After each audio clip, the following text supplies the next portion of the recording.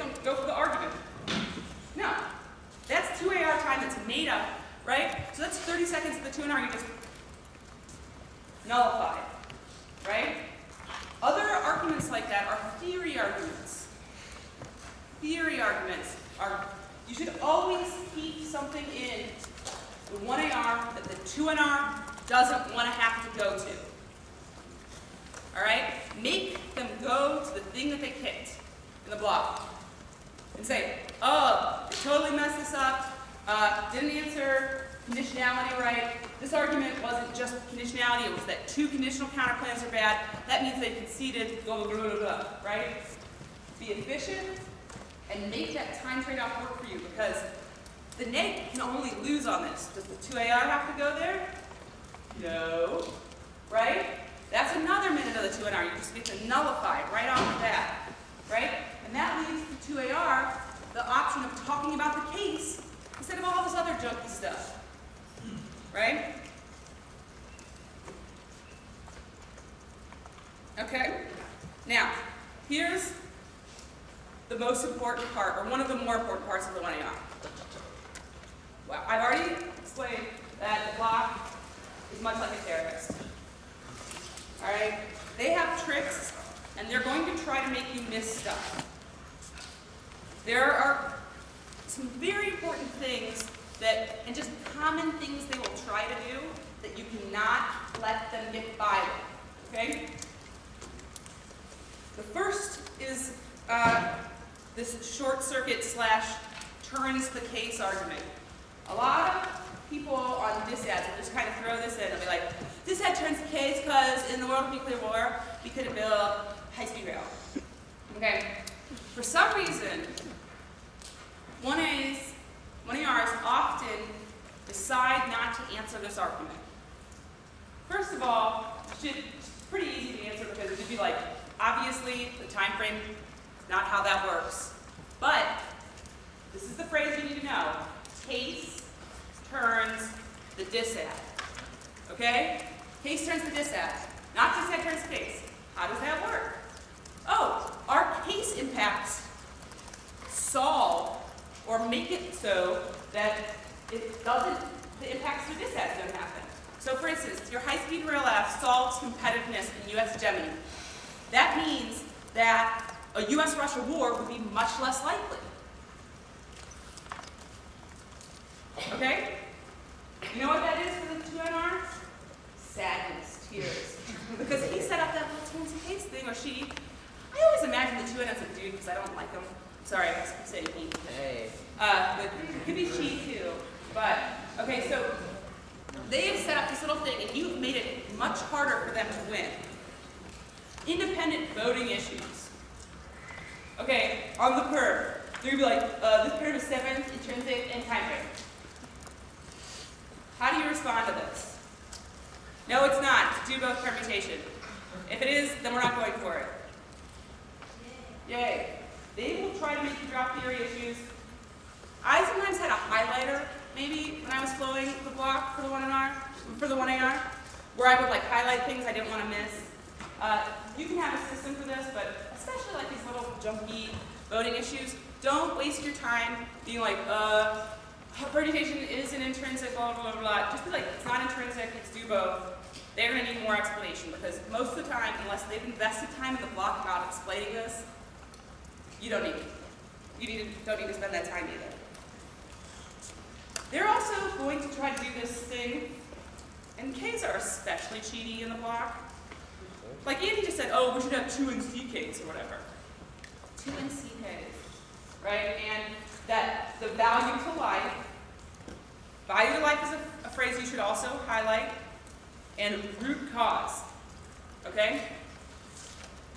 If you think about these, let's go through them independently. So the first one was the 2NCK, which is the new link, right? The first thing you need to do is point out the 2AC responses that already answer this, that the alternative does not solve it, and that the impacted case is more important. Basically what you would say to any K, right? Secondly, Value to life. You should say that. They say no value to life in our framework. You say no value to life in their framework. Everybody's dead. Okay? You extend your 2AC argument that answered this. Hopefully you answered it. They say K solves the root cause. No, it doesn't. Right? You need to answer all of those ticky-tacky things. Or else 2N is going to have an easy 2NR, and that's not what we want. We're going to be crying. Right? All right. I'm going to address then. Okay, so we've kind of addressed a little bit, like the things you can't miss. But I kind of want to like take this to the next level. Not just, the 1AR isn't just, okay, I got to not mess up. A lot of people approach the 1AR as just 5 minutes of not making a mistake, right? And then, see what happens later. And sometimes, and I think one of the things that Shelby said is telling. She said, sometimes you need to save the 1AR. Like, she has to come bail you out. That's possible. But more often than not, the 1AR has to save the 2AC. Because the 2A messed something up, and now you gotta you gotta make up that ground. And that can only be accomplished by making choices. So you know how the negative kicks DAs or counterplans? You should kick advantages or arguments. The 1AR is not extending every 2AC or app argument. It is not extending every 2AC or app argument. You need to pick your choices, pick your places, and where you have a chance to win. So if the block has spent 6 minutes beating your competitiveness advantage, but they didn't really have a good answer to your oil dependence advantage, be like, fine, competitiveness not going for it also proves that there's no impact to the disc or something like that, right? Those choices obviously will help you and make the 2NR harder. Part of making those choices means that you need to reframe the debate in your favor. The 2NC and the 1NR would like to trick you into believing that the order in which they talked about everything is that order in which the debate should be. Like, oh, if they don't answer the ethics debate, that's the most important thing. Okay, you need to answer that and you say, look, their ethics are bad, ours are better, that's the most important thing. Change the frame of the debate, change the order of the debate. Oftentimes, on Ks, they will drop the bottom of the debate, right? Because they are slow and like to ramble a bunch about being hippies, right? So at the bottom of the debate, you might have like 2 or 3 good cards. Start there, right? A lot of times I see 1ARs who only answer negative arguments. Okay, that's just like getting by. You need to answer the negative arguments by making ones that they didn't think about, right? Figuring out where they made mistakes.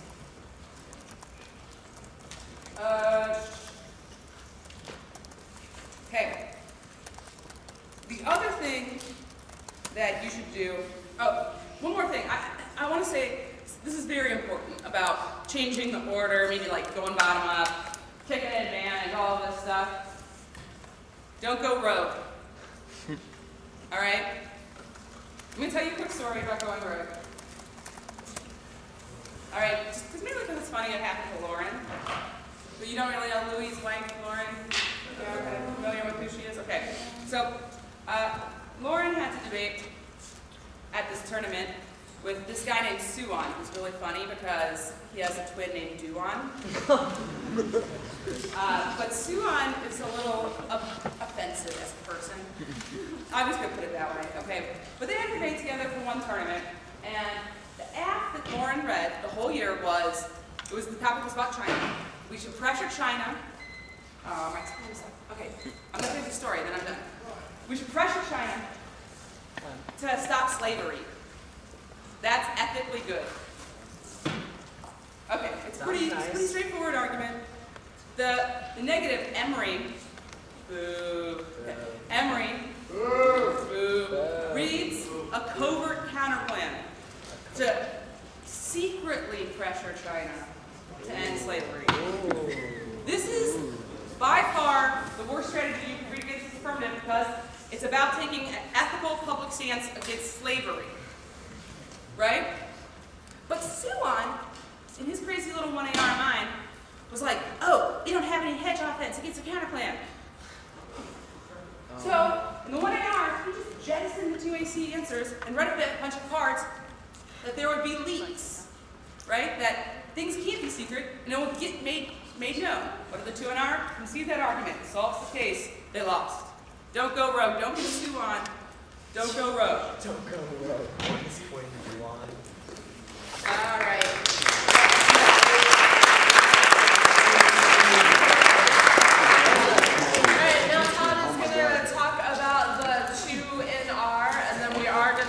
The 2R2, then you'll have plenty of time to have a lovely dinner. The lines will be all cleared out. You get the LDers will be there, and then you get the lines. No, actually, I love you and want you to learn how to see, which is why you're here.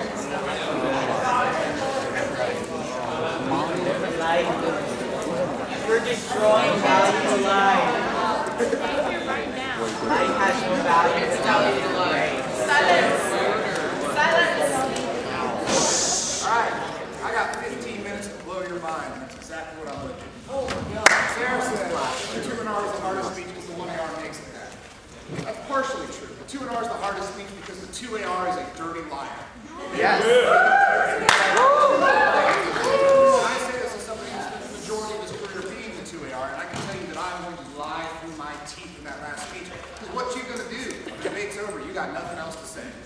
That's why the 2NR is the hardest speech in the debate. Because the 1AR, while it is incredibly difficult, is ultimately in some ways a very mechanical speech. It's basically learn how to give and you can execute. The 2NR is basically everything that makes debate hard. It's incredibly difficult decision making, made under time pressure. You basically have to get out of everything else that you don't want to talk about, synthesize the entire debate down to a few core issues, win those core issues, play a little bit of prevent defense against what the affirmative is going to do, and get it all done in 5 minutes, and wrap it all up so the judge can just simply say, oh yeah, makes sense, I win it. That is what you have to do in the course of the 2NR, and that should basically structure your thinking. 2 key things. 1, when does the 2NR begin? It's a simple question. You won't believe it. Number 1C. No, you're wrong. Block. In the 1NC?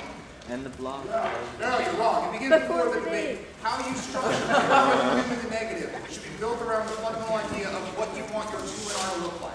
And this is incredibly important because this should lead you to do 2 things. 1, you should eliminate arguments that you really don't think you should go for that are winners. While sometimes it's useful to read a time suck like A-Spec, at the end of the day, your best 1NC that you really want to put together is one where every argument is a viable option. Whether it's T, a counterplan, a disad, a case debate, which case debate will probably have to be wrapped up with some other sort of argument. But everything needs to be a winner, and that's how you should approach it, because you need to be thinking through what decisions you're going to make over the course of the debate, depending on affirmative answers and what's your best at extending, in order to basically collapse down to the arguments that are going to help you win. A couple of things I want to say off that. 1, don't fall into the trap of least resistance. A couple of years ago, on the nuclear weapons topic, on the college topic, we had like an amazing amount of evidence being produced. And we had strategies for no first use affirmatives, which basically said the United States will end its strategic ambiguity and will no longer even say that they will have the ability, or possibly can be the ability, to first strike a country with nuclear weapons. We literally were producing strategies 5 or 6 at a time because we were one of the better teams in the country. We knew we were going to have 5 or 6 no first use debates. The problem is that when you spend like weeks cutting multiple counterplans, and then you go in there and the 2NR comes out and says, yeah, they didn't really have any answer to that counterplan, but I just went for the K anyway because it was easy. And they didn't have any answers to that either. But we're going to debate another no first use team the next round, so what's your new counterplan? That is incredibly frustrating. And so whoever, if you're not the one that cuts cards, whoever in your team that does cut a lot of cards, you'll find that making decisions like that based off of what's the path of least resistance rather than what is the best argument that you have in the debate or the argument that you can easily win if you just take a little time to do preparation is incredibly frustrating for you. That's just a tangent that I kind of wrote a little while ago because I've been sitting back here for a while, and I basically thought about every 2NR as a coach that I hated, which was most of them. Oh, that's on film. But that's something you want to think about. Argumentative flexibility is also key. I don't really understand why people pigeonhole themselves as I just want to go for the critique, I just want to go for a policy argument. You should have the ability, because debate arguments functionally work in terms of all the same sort of rules, to go for either a critique or a dissad, or a dissad and a counterplan, a dissad and a counterplan and a K, a dissad, a counterplan, maybe some case debate, or just topicality. All these arguments should be a choice for you. Removing one of these arguments like the K from your strategy box is just insane. That's like playing football and not throwing a forward pass, or playing the piano and only using the black keys. It just limits yourself so much that it's just not good strategy. And so these are things that you need to do on the front end to prepare yourself in order to give a good 2 and R. All right. What is the hardest part of the 2 and R? It's choice. And choice is tragic. You have to decide what you're going to go for to win the debate. And I mean, obviously, there are a few different things that you can do. One is topicality, one is disadvantage in the case debate, one is a counterplan and disadvantage, one is a counterplan and disadvantage in the case, one is the K, one is the case in the K, one is the K in the case. These are all different win scenarios that you can put together based off of what you've read and studied throughout the negative block that can help you to win. Now, let me ask you one thing. Should you go for every outcase position that you extended in the negative block in the 2 and R? No. No. That's right. You need to probably collapse down to the few core arguments that you can win. If you're just going to go for topicality, you might want to invest some time, and you're probably going to spend the majority of your speech on topicality. Now, if you have topicality and you also went for a K, why would it be useful for you to go for maybe both arguments in the 2 and R? What's up? Just in case. Well, just in case, let me ask you this. If you spend 5 minutes on topicality, what does that allow the affirmative to do with 2AR? Say, Spend 5 minutes on topicality.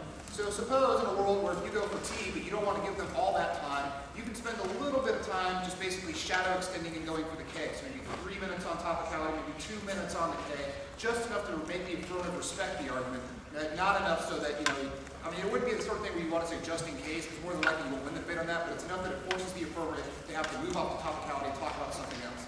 Now that's a far more advanced strategy, and that depends on you really being good in terms of managing your time, knowing how you can balance what you're going to need to spend time on in the 2 and R, and that's an advanced skill that you're going to need to learn on developing, but I'm trying to tell you this because that's where you need to reach to.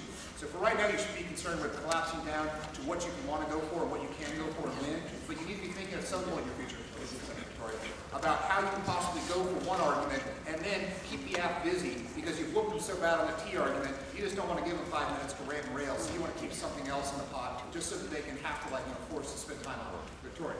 Someone told me that you're never supposed to go for something else. Like, if you're going to go for topicality, you want to go for topicality. That's what someone told me because you're in a contradict yourself. Like, when you're saying you're losing ground. The only hard and fast rules in debate are pretty much the speech times and the prep time. I mean, you're right. That is a good general rule, and especially when you're younger, it should be one you keep in mind that if you're going to go for T, you should probably just go for T. But we're hopefully trying to develop a little bit more advanced knowledge of debate. So once you get comfortable going for T, understanding what you need to do to win T and win T persuasively, then you can begin to think, all right, it's like, well, all right, I can probably win this T argument. Normally when I practice, I maybe would win it in 5 minutes. Try to practice it winning it in 3 minutes. Now that I've won it in 3 minutes, can I possibly go for my K long enough in another 2 minutes to maybe put enough pressure on the 2AR? That's that sort of advanced level of strategy you're going to see. And if I had enough time that we could maybe show some videos, I'd show you how this can be done with devastating efficiency.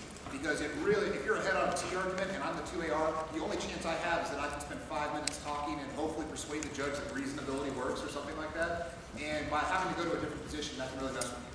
So like I said, it's all about choice and decision making. And it isn't, learning about debate isn't so much about teaching you what arguments you should always go for, what you shouldn't always go for, but under what conditions you want to make the right decisions. And that's hopefully what you take away most from this camp, how the decision-making process works. So now that we've kind of isolated, some of the different things that you want to go for, we should need to talk about what you don't want to go for. Obviously, you need to kick out of arguments, which has already been discussed a little bit, but in the 2 and R becomes a little bit different, because you need to think about it in terms of what messes do you have to get out of. Like, what are some of the messes that 2 and R might have to deal with? DAs that doesn't turn into advantages. That's right, DAs that have offense on them. The problem is that if the affirmative and the 1AR has done their job, they've probably done a pretty good job at winning offense on the dissat, which puts you in a position where either it's going to take you a long time to kick out of the argument, or you're not going to be able to kick out of the argument, which means you have to go for it. And that's one of those worlds where the 1AR has done their job and basically forced your hand and forced you to do something. What else is there that can create a serious problem for you in 2 and R you need to spend time on? Theory arguments? That's right, theory arguments. You read 7 different, conditional counterplans, which I'd say is probably a decent idea. The problem is that the affirmative was like, no, that's cheating, and we are going to seriously go for this argument. Kicking out of those counterplans doesn't solve the fact you cheated, because ultimately it proves that you cheated. So you're kind of stuck dealing with a massive conditionality debate. These are, once again, some of those times where if you're not good enough on the theory argument as a block, it can create a world where you have to wind up going for the counterplan in the 2NR just because you're going to have to invest so much time winning the theory debate that you might as well go for it otherwise. What's another example? Think about a case debate. Suppose you had a counterplan that you were betting was going to solve all the case, and then you realized after the 1AR you couldn't win it, and you were just going to have to go for the disadvantage. That can create a world where you have a now massive case debate where you really have just been kind of blowing off, or maybe you just haven't even instigated because you thought the counterplan was going to solve it, and in the 2NR you got to dig your way out of it and find a way why either your dissat or your criticism turns it. And so these are a lot of different messes that you're going to have to deal with and be thinking about in terms of what you want to go for in your 2NR. Like I said, the affirmative cheats. And the 1AR is no exception to this. What's one of the best ways that the affirmative will cheat in the 1AR? Huh? Well, shadow extending, that's not, that's just, They do what drop you gotta this, do. they drop this, they drop this. Say it louder. Making new arguments, that's right. Reading new arguments, making new cards. Now, there's a brief caveat to that. When would be perfectly legitimate for the 1AR to read a bunch of new arguments? If the 1NR brought up new argument. That's right. If the negative block reads a bunch of new arguments, for example, if you're going for a disadvantage and you read like a couple of different impact scenarios, it's totally legit for the affirmative to, at the very least, impact turn those impact scenarios. And maybe there are ways in which the 1AR will start to justify, well, you read new impact scenarios, and that's totally unfair. And since your dissat interacts with the counterplan, that now justifies me reading new solvency deficits to your counterplan. Like I said, the app will look for ways to cheat. So you have to check that. There are two easy ways to check it. One, if you read new impact scenarios and they impact turn those scenarios, you're going to have to debate that out. That was your choice in the negative block, and I'll speak a little bit more about how you read cards in the negative block in a second. If it's illegitimate, usually you need to make it kind of a theoretical objection. Like, there's no reason why you got to read more solvency deficits to my counterplan in the 1AR. Those are totally new. It's not legitimate. Those arguments are sandbagging, which leads to shallow debate, which hurts education. It destroys competitive equity by creating a non-reciprocal time skew, i.e., I now have to answer a whole bunch of new stuff and I don't get another speech to kind of talk about it or synthesize it. Then I would go ahead and say you should probably take a crack at answering it. Because some judges, because at the end of the day, whether an argument's new or not, sometimes comes up to the judge's discretion. And you don't want to be caught getting hung on, well, that argument wasn't so new that I have to completely reject it. But if you have maybe an argument as to why it's new and you've got a couple of defensive answers, most judges will show your 2NR a little bit of leniency. That's not always true, but that's at least how you need to be thinking. You should be thinking of, if it's a new argument, theoretical objection, and then at least a couple of points as to how you answer it, or how, even if they win those arguments, you still don't lose the debate. The 2NR is fundamentally about framing, which means time frame, magnitude, and probability, right? Yes, no? Please, have you learned anything? Somebody say an answer. I'll start with that. Yeah. No, you're wrong. It is not about framing. It is about creating decision-making for the judge. It is about framing the decision-making for the judge, telling the judge how they are going to vote. Time frame, magnitude, and probability are different ways of assessing impacts in the debate, but they're ultimately ways that interact with how you want to tell the judge to make their decision calculus. I think one of the best things for debaters, especially young debaters, is to spend time judging. Because it's amazing how much you learn after you judge a few debates, when you start to see how people have to put rounds together given how many mistakes are made. Or more importantly, you should watch debates. And at the end of the debate, you should try and make a decision based off of what you saw in the round. And then, and this is the part that just never happens, you should hang around until the judge makes their decision, listen to what the judge's decision was, and then find out what you did right or wrong, or compare what you did to what the judge is doing. This can show you how judges think and how they break down decisions. Ways of framing the decision. And I'm going to talk about this in terms of a counterplan, although this is really applicable to most arguments. Most of you get stuck at the level of kind of saying, Judge, vote for us because our counterplan solves. Maybe you say, vote for us because our counterplan solves and we avoid the DA. The next level you want to get to, obviously, is vote for us, our counterplan solves and avoids the DA, which outweighs the affirmative, or which turns and outweighs the affirmative. Well, that's all pretty good. You're getting at that level, at the high school level at least, you're doing a decent enough job. You're definitely saying, here's how our arguments interact with what the affirmative has done, and here's why you vote for us. What you really want to be at, and this is just a basic description, is you need to say our counterplan solves the app and avoids the DA, which turns the app and outweighs it. Any risk of the dissat outweighs the risk of a solvency deficit to the counterplan. You have to be able to make assumptions about the arguments and debates that you're not going to win, such as maybe a solvency deficit of the counterplan, and make my two favorite word phrase, even if you win solvency deficits to the counterplan, that doesn't matter, because either I won the case debate, there's only a small risk of that advantage, or even if there's a massive risk of that advantage, my dissat is still a bigger risk, and it probably turns it anyway. It's that even if statement that really is what's critical. And that's what the framing for the 2NR is that you have to make assumptions about what the affirmative is going to do, what the affirmative is going to win, and explain to the judge how their decision calculus needs to break down. It's like, okay, I say, they want some solvency deficit, that doesn't matter, risk of the discount's big, counterplan probably solves 80% of the app, I vote nay.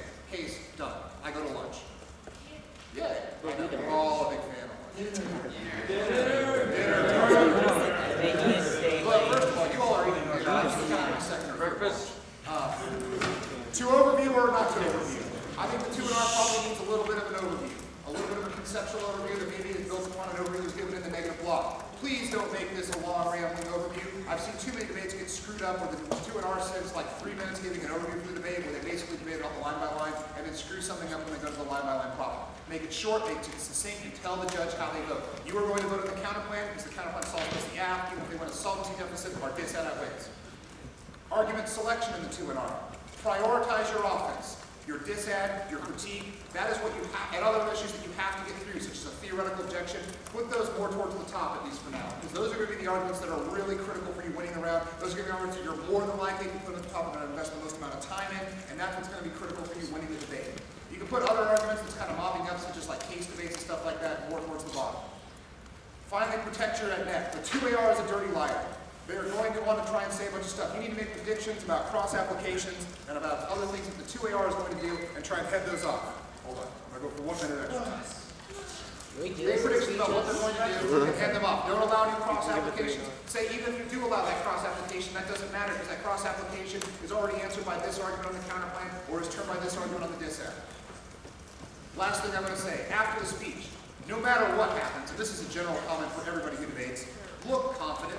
You don't have to have like swagger, you don't have to have bravado, you don't have to be a jackass, but look confident. Look like you won the round. Don't go over high-fiving. Don't be like, yeah, we got him. You know, but look like you're winning the debate. Have presence in the round. Don't just sit down and be like, oh my God, that was so bad, I lost. I've seen debates where this has happened. Where the kid gives a 2NR, sounds all right, sits down and be like, well, I screwed that up.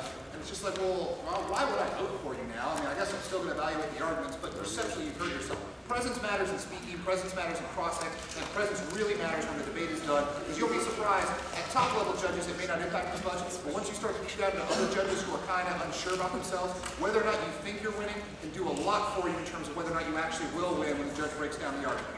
That's all I got to say.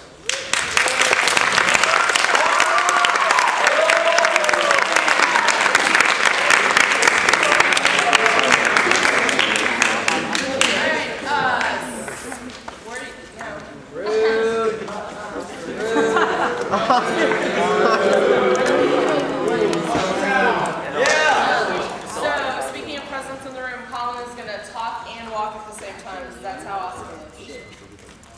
All right. The 2AR is the best speech debate precisely because you get to lie, make new arguments, and your last so no one can tell you that that's bad, which is awesome. I have a limited amount of time. Y'all want to get to dinner, so I'll keep this quick. I have a few things, like bullet points that you should write down. The first thing is that use the overview in the 2AR. Just like Todd said, you should have an overview in the 2NR. Use the overview in the 2AR for framing the debate. The 2AR is a speech that requires more big picture analysis than a lot of other speeches. Sometimes you're just doing line by line and answering arguments, answering the next argument. The 2AR, you want to have all of the flows interact. How does the case flow? How does this advantage implicate the impact to a disad? How does winning one case or how does winning one case argument implicate their ability to win a link or a solvency argument on the counterplan? These big picture framing type arguments should take place in the overview to the 2AR. Now, don't do the overview thing. This is why you're explaining why you're winning the debate, but don't do the overview thing where it's like, we're winning our advantages and we're beating them on the disad, so we'll win the debate in the limelight. Because those aren't arguments. You're telling the judge what you think is going on. The judge probably knows whether or not you're winning. You want to make arguments in the overview for how the judge should evaluate those arguments, which then helps you win. You need to be able to frame the debate around the core issues, what you think it's going to come down to. In the 2AR, you have to have a strategy. So if you think the debate's going to come down to your good link turns against politics and how the counterplan doesn't solve that, you want to make sure you frame the debate. Like, for instance, our politics links, or the framing issue could be specificity. We have much more specific evidence about the app, so that's how you should evaluate in terms of evidence comparison. That will help you. The other thing is, just like Todd said, you need to make even-if claims, right? You're not going to be able to win every argument in any given debate, in any speech you ever give. You need to make even-if claims. Even if they win this link argument, it still doesn't mean they win the disad. Or even if the counterplan can solve this internal link to our advantage, we had 3 other internal links. Maybe you didn't explain them until the 2AR. Now is your chance to explain them. This is the 2AR, and no one can tell you not to. The next thing is you need to condense. Just like in the 2NR, you wouldn't go for every argument that you made throughout the entire debate. In the 2AR, the awesome thing is you can pick and choose what arguments you go for. The 1AR can extend a bunch of answers to a disad, and you don't have to go for all of those. You can go for your best ones. The difference between the 2NR and the 2AR, the 2NR does have a strategy, it has to condense, but they also have to answer everything the 1AR says. In the 2NR and the 2AR, you get to make them pay for choosing wrong, choosing which ones to undercover, right? You get to spend as much time as you want not going for things and going for other things. Right, you have a strategy. Which part of the app do you think makes more sense to go for? Kick out of the rest of the app. Kicking out of advantages that you don't think you go for gives you a large time trade-off with the 2NR, because the 2NR has to answer that advantage and you can just not talk about it. The other thing is you want to get rid of the fluff, right? There's a lot of fluff that the 1AR will extend. They'll say, they'll extend like politics theory arguments. The disad is not intrinsic. Fiat solves the link, right? You don't need to go for any of these. The negatives probably ahead on these, all the fluff arguments. You want to go for your core specific strategy and overkill that strategy. You want the 2NR to feel useless, feel stupid for not answering the arguments that you're going for. So don't go for a million things, go debate very in-depth. Since there's no one answering you, it doesn't matter how many arguments you have, it matters how good your arguments are.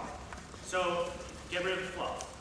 Next bullet point I have is that you gotta win offense. The 2AR, you do get to pick and choose what you want to go for, but remember you have to keep offense alive in the debate, because offense wins debates. This relates to both what arguments you should go for, link turns on politics instead of spending a bunch of time going for impact defense and uniqueness arguments. Also it relates to how you should order things in the 2AR. In the 2AR, your offense, if you're going for a case outweighs disad, if you're going for a case, put your case first. You need to win your case. And then, after the case, you'd want to answer things like advocacies. If there's a K alternative that claims to solve portions of the case or solve the impacts to the app. So there's a counterplan that claims to solve something. The next thing you want to do is answer the counterplan, because that gets you access to the case. That means you can weigh your case against disads. After that, lastly, is disads. Sometimes you don't get to disads in the 2AR. I would give the 2ARs when I get to disads with 15 seconds left. But if you're winning your case, you have a strong offensive reason why you should vote affirmative. You spend a lot of time in the 2AR talking about all of your answers to the disad, but you don't get to a counterplan with enough time. You could win maybe all of those arguments in the disad. The disad might have a very low risk of happening, but you can still lose the debate if the counterplan solves all of your acts. So you have to win some sort of offense, which makes condensing even more important, because you can't go for everything the 1AR went for, but you can, in fact, and you can condense and answer all those arguments. The next thing is make new arguments. Now, I don't just mean like the whole 2AR should be new arguments. You're just like, oh, we got this new app that your counterplan doesn't solve. Read it. Right? But it should be places where you need to make new arguments, where you think we could do for a little better argument here. I didn't answer something that 2NR said. They said we didn't answer it. Well, I'll answer it now. Now, you have to ground it in something the 1AR said, but this does not have to be like an extension, right? Try and make something up. Try and ground it. The 1AR said case outweighs, so here I get to read new impacts to our advantage or something, right? It doesn't have to be straight from the 1AR to the 2AR. You can re-explain these arguments or answer arguments the 2NR has. Worst comes to worst, the judge is going to not give you full weight of that. But if you need to answer an argument that 2NR said, you should answer it. Inevitably, you're going to be behind in some parts of the debate. The 1AR is 5 minutes long, and it has to answer a 13-minute block. The 1AR is not going to be able to answer everything. The 1AR is going to drop some things. And the 2NR, when Todd said makes framing arguments, points out what you dropped, the 2NR is going to do that. So you should just answer them, make new arguments. Make the 2NR feel helpless, right? The 2NR should be looking at the judge a bunch during the 2AR, giving him the look like, this is new, come on, this is new. And he can't do anything about it. He can't say anything, he doesn't have a speech. He or she does not have a speech after that to tell the judge that it was new. The last thing I have is lie. And this is not just like, you totally read this card in the 2AC when you didn't read the card. That's clearly cheating. But you can recharacterize arguments, right? If you have a permutation that you think could be explained way better than the 1AR explained it, and the negative just like, the 1AR said perm do both, and the neg's like, perm do both into politics, and then the 2AR like, well, it actually is cooperation between the states, and all the federal government does is sign off on it, which means it wouldn't go through Congress or something, right? Re-explain the permutation, then you get out of politics links. Again, the 2NR can't answer it. So you get to condense down and re-explain arguments. Now this also got to be grounded in some argument, but as long as you're like, the way you phrase it matters. For instance, extend the 1AR's argument, permutation, do the plan and have the states implement it or something, right? That's the function of perm do both.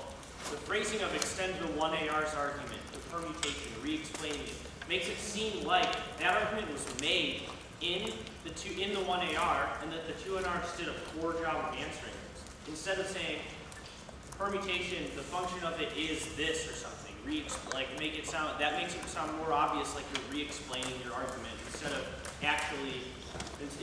extending an argument, which is what you're trying to make it sound.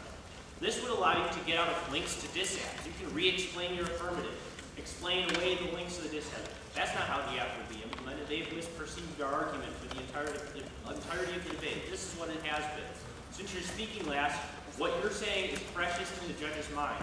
If you're making arguments like, our app is perceived this way by people, our app is perceived this way, and they've misperceived our answer to the dissad, the judge is going to have that in the back of their mind while they're making the decision, which is the reason why you should make these arguments, because it shades how they evaluate negative arguments that were made in the 200. That's what I have. Do you have any questions? I was kind of asking a question.